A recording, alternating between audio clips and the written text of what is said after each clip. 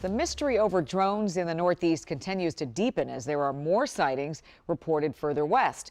Federal law enforcement and intelligence officials all say they don't appear to be a national security threat. But that's not enough to completely cool off concerns, even speculations.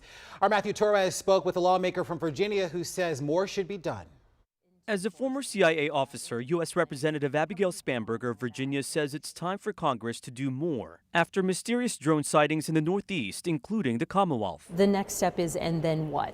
Because what we now know to be the case is that it's quite possible to have drone after drone after drone kind of flying in heavily populated areas. Spanberger was one of several members of the House Intelligence Committee, briefed in a classified meeting with federal security agencies Tuesday. WSA9 spoke to her just before that meeting. Is this something you're concerned about? Should people be concerned about it?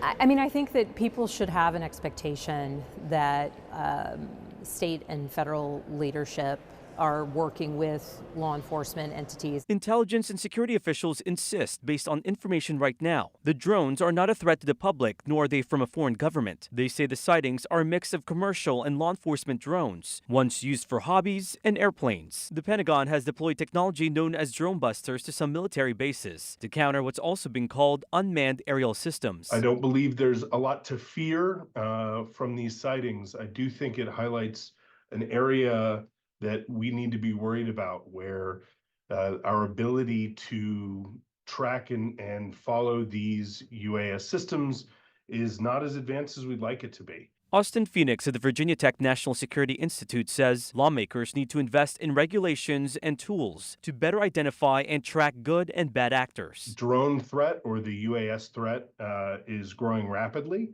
and we don't yet have a perfect set of technologies that are ready to respond. What could be sort of a worst case scenario that we should be thinking about? As drone traffic increases, so do calls for better legislation. Matthew Torres, WUSA 9.